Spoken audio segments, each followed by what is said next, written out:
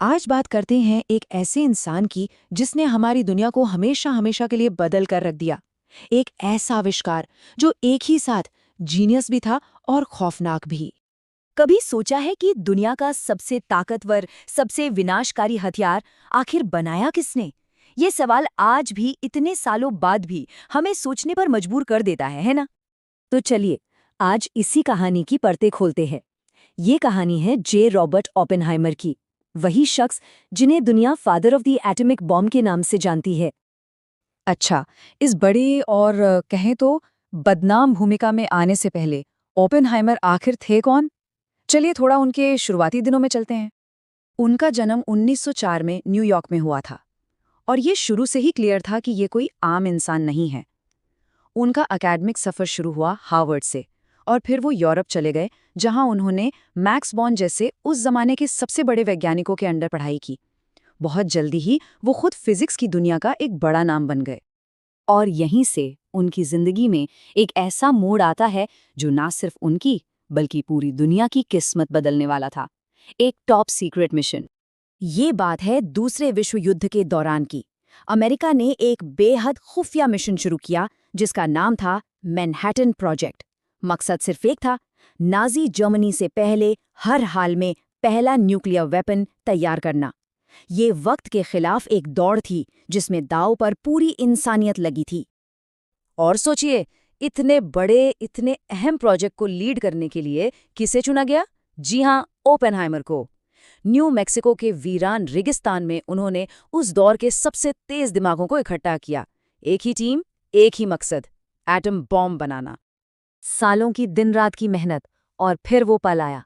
वो पल जो एक तरफ तो विज्ञान की सबसे बड़ी जीत थी, लेकिन दूसरी तरफ इंसानियत के लिए सबसे बड़ा नैतिक सवाल भी खड़ा कर गई।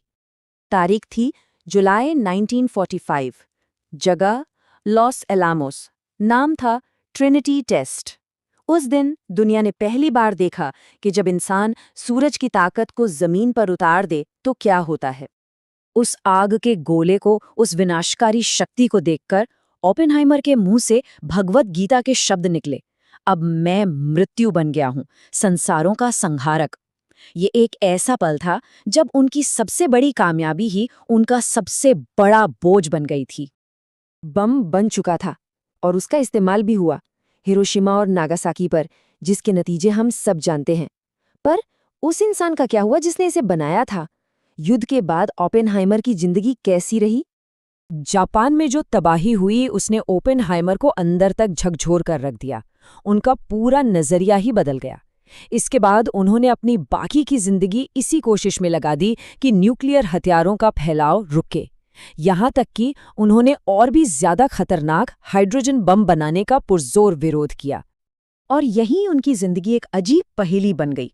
एक तरफ वो देश के हीरो थे, परमाणु बम के जनक, तो दूसरी तरफ कोल्ड वॉर का दौर था और उन पर कम्युनिस्टों से सहानुभूति रखने के आरोप लगे। शक की निगाह से देखा जाने लगा और आखिरकार उनकी सिक्योरिटी क्लियरेंस तक छीन ली गई। तो फिर ओपेनहाइमर की विरासत को कैसे देखा जाए? ये एक बहुत ही उलझी हुई कहानी है।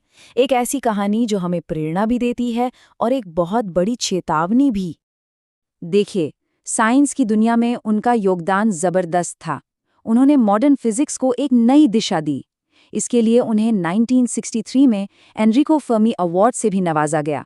लेकिन शायद उनकी असली विरासत एक सबक है, एक चेतावनी है कि विज्ञान की ताकत को हमेशा इंसानियत और जिम्मेदारी के तराजू पर तौलना जरूरी है। और आखिर में ओपेनहाइमर की कहानी हमारे सामने एक बहुत बड़ा सवाल खड़ा कर जाती है। विज्ञान की शक्ति की नैतिक सीमा क्या है? मतलब सिर्फ इसलिए कि हम कुछ बना सकते हैं, तो क्या हमें उसे बना लेना चाहिए? ये एक ऐसा सवाल है जिसका जवाब आज भी दुनिया ढूंढ रही है। इस पर सोचिएगा जरूर।